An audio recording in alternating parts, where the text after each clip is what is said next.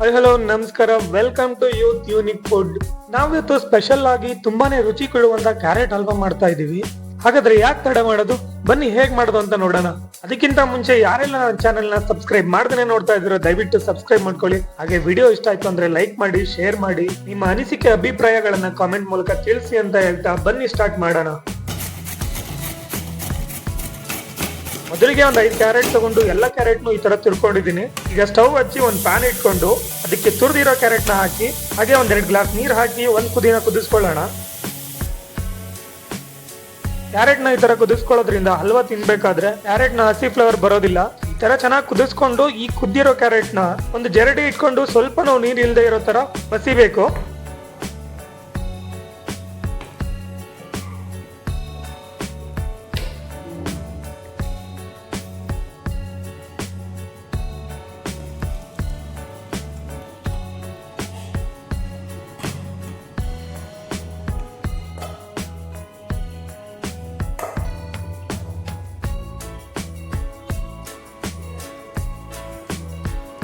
ಈ ತರ ನೀರನ್ನ ತೆಗೆದು ಮತ್ತೆ ಅದೇ ಪ್ಯಾನಿಗೆ ಹಾಕಿ ಒಂದು 5 ನಿಮಿಷ ಹಾಗೆ ಫ್ರೈ ಮಾಡ್ಕೊಳ್ಳೋಣ.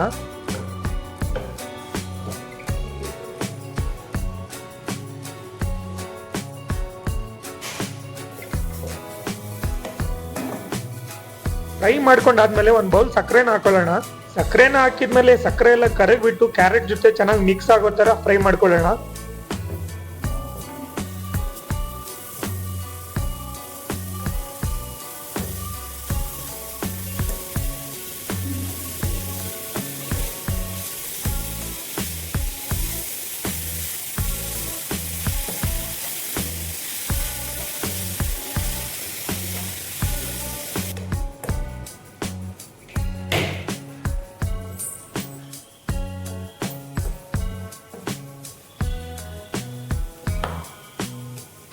ಕ್ಯಾರೆಟ್ ಜೊತೆ ಸಕ್ಕರೆ ಚೆನ್ನಾಗಿ ಮಿಕ್ಸ್ ಆಗಿದೆ.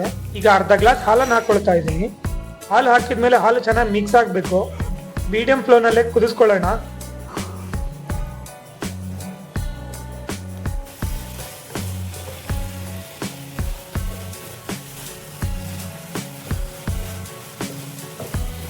ಮೀಡಿಯಂ ಫ್ಲೇಮ್ನಲ್ಲೇ ಕುದ್ದು ಆಲ್ಮೋಸ್ಟ್ ಹಲ್ವಾ ರೆಡಿ ಆಗಿದೆ. ಈಗ ಇದಕ್ಕೆ ಒಂದು 3-4 ಸ್ಪೂನ್ ಅಷ್ಟು ತುಪ್ಪ ಹಾಕೊಂಡು ಸೇರಿಸ್ಕೊಳ್ಳೋಣ.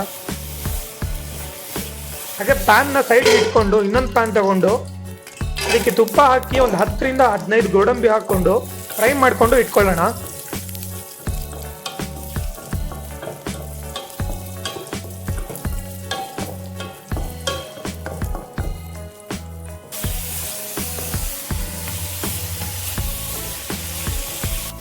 ಈಗ ಮತ್ತೆ ಹಲ್ವಾ ಪ್ಯಾನ್ ನ ಸ್ಟವ್ ಮೇಲೆ ಇಟ್ಕೊಂಡು ಅದಕ್ಕೆ ಏಲಕ್ಕಿ ಪುಡಿ ಹಾಕಿ ಹಾಗೆ ಫ್ರೈ ಮಾಡಿ ಇಟ್ಕೊಂಡಿರೋ ಗೋಡಂಬಿನ ಸೇರಿಸ್ಕೊಳ್ಳೋಣ.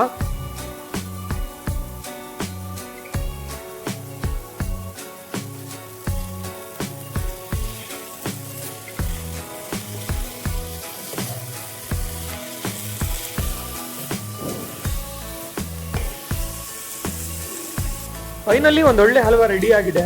ಟೇಸ್ಟ್ ಮಾತ್ರ ತುಂಬಾನೇ ರುಚಿಯಾಗಿತ್ತು. ಇವತ್ತಿನ ವಿಡಿಯೋ ಕೂಡ ನಿಮಗೆ ಇಷ್ಟ ಆಯ್ತು ಅಂತ ಅನ್ಕೊಳ್ತಾ ಲೈಕು, ಶೇರು, ಸಬ್ಸ್ಕ್ರೈಬ್ ಮಾಡೋದನ್ನ ಮರಿಬೇಡಿ. ನಿಮ್ ಸಪೋರ್ಟ್ ತುಂಬಾನೇ ಮುಖ್ಯ ಅಂತ ಹೇಳ್ತಾ ಮತ್ತೆ ಒಂದೊಳ್ಳೆ ರೆಸಿಪಿ ಜೊತೆ ಬರ್ತೀನಿ. ಅಲ್ಲಿ ತನಕ ಎಲ್ಲರಿಗೂ ಟಾಟಾ, ಬಾಯ್ ಬಾಯ್.